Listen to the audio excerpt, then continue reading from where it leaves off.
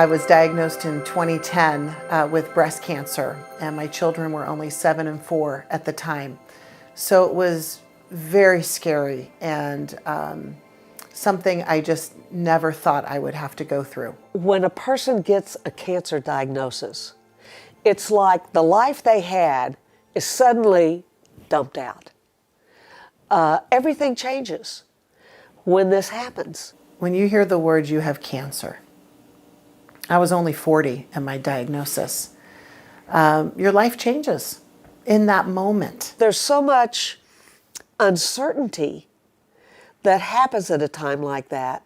It's very hard to maintain, for any one person, to maintain that kind of balance that keeps your thought in a gentle place, keeps your emotions in a wonderful spot, keeps you connected to everything that is, and helps you identify still with a body that can heal instead of betray you. So before I had a double mastectomy, before I started chemo, before I started radiation, I was able to start Healing Touch. Healing Touch can influence what goes on in the treatment program. It is designed through a series of techniques that we all learn and use to restore the free flow of energy in a person's body so that people experience less heat buildup and less fatigue as they go through a long radiation regimen, or less lymphedema or less nausea when they are in a chemo regimen, and just less stress. It's like people are a little bit afraid of cancer patients and cancer in general, and I could feel, just so much emotion welled up in me. When I initially heard about Healing Touch, it was a little hard to understand or see how it was going to help anyone. I had people work on myself, though, and you could see the change in the energy and how you can feel better afterwards. I felt this safety being there in the Healing Touch room. I felt like it was a place I could take off my mom hat, my work hat, my wife hat, and if I needed to just cry on that table for an hour and a half, I could do it.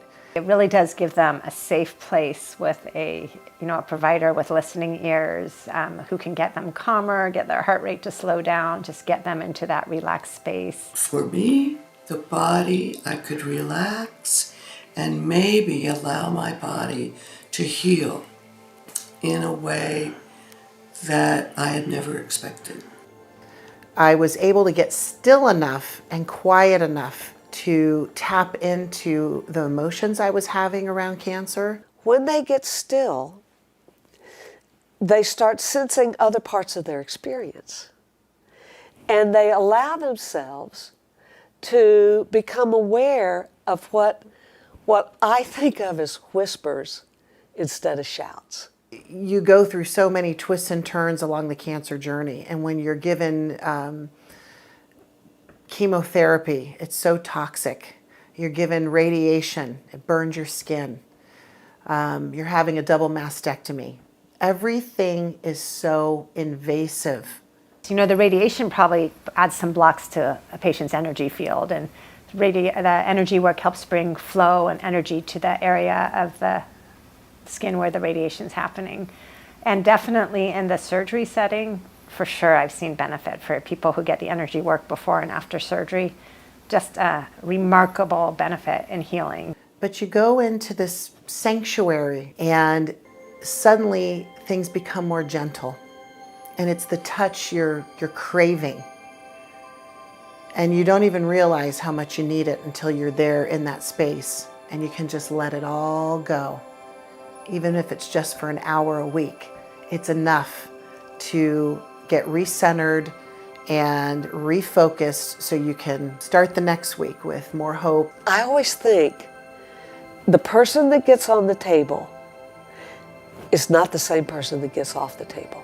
It is an added dimension that's not present in anything else. And I think when you're faced with a cancer diagnosis and you think that ultimately you could die, I was willing to try anything, to stick around longer, to be here, to be a mother for my children, and a wife to my husband. And I knew when I first started healing touch that this was going to be a path that was going to be very beneficial to my healing.